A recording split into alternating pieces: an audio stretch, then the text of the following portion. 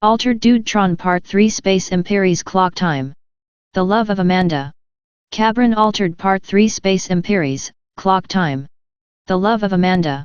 When I woke up, Amanda was playing the festive music of the card contents offline. That's what woke me up. He looked at me and said, "There is an encrypted message from Mental." Amanda and I sat on the edge of the bed. The tender light of the screen walls created an atmosphere of intimacy.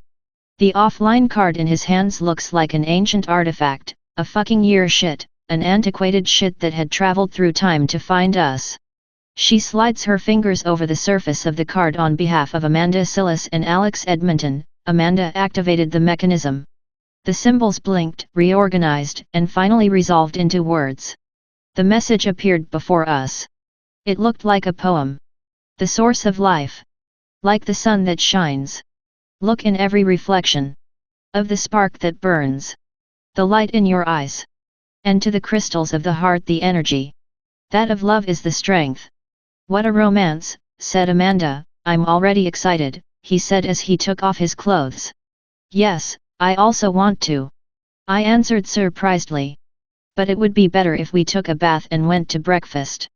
In the hotel cafeteria the food printer bot turned out to be a little slower than what I used to at home, or at least gave me that impression. Amanda made no problem, while programming an interference bubble against spy systems. Now we can communicate freely, he said to me. I looked at her and took one of her hands. Al, you may be watching us, you have to continue to interpret that we are like teenagers in love. And Amanda's smile illuminated me, as she was playing with the card of the night before. What do you suppose about the message on the card? He asked me, bowing his head again, smiling. So I had remained silent before. It's like following an old line of codes, with keywords interlaced among others, says, source, sun, enlighten, heart, energy, and says no more that we can relate, and the card has no digital links, but it remains an option, not necessarily mandatory. I was going to keep talking, but Amanda made me shut up with a kiss that impregnated me with the fruit that was being breakfasted. Let's walk, he said to me, raising one arm and pointing to the dome over the citadel, and let's look at the gardens. And we went. They were still removing the parts burned by the fighting. But there was a mixture of practical and aesthetic sense in the Martian parks. Adapted trees high, and with fruit climbers and flower crabs and aromatic plants with the very intense greens and the air loaded with aromas. And a farm bot passed and Amanda said to me, when the room service bot comes in, let's access his route record. And that's one of the non-obligatory options I talked about to you, and possibly the most likely one, and let's go back and eat lunch in the room. We make good team, Alex, Amanda said to me, and we returned to the hotel crossing with different people. Some looked at us with a shock. In general, for them, we were nothing more than tourists. In the room we get naked and we go into the shower just to talk to our ears. We should keep the maximum secret in our research activity. But I always enjoy those secret conversations. Ah, secret conversations in the shower, are little rituals of complicity. The water falling, the whispers in the ear, and the outside world falling behind. It's like space itself becomes a complicit of our secrets. Amanda and I, sharing words in low voice as the steam rises around us. Would we discover new clues? Was possible.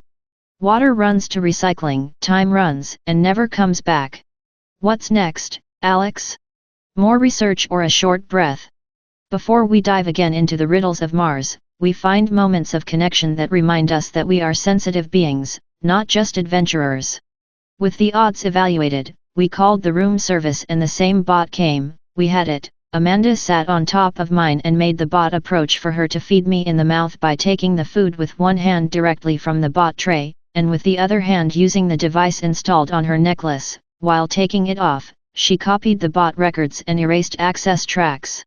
And the two things he did well and at the same time.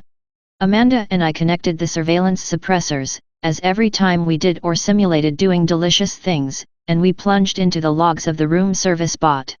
The room turned into a criss of shadows as we analyzed each entry. The bot had followed its usual routine, food deliveries, cleaning, replacing towels, etc. But there was an unusual deviation, a visit to the maintenance room at the underground level. There was the clue. Amanda and I share meaningful gazes. Let's follow the shadow, she suggested. And so we did. We went down the narrow hallways, playing and loading a couple of bottles following the game. The door to the maintenance room was open. The bot was there, connected to a terminal. Machines speak in their own language. The records showed a data transfer, an unencrypted file requiring cleaning supply. There must be another encoding. It was just an intuition that tube. Or something else. Amanda and I exchanged a smile.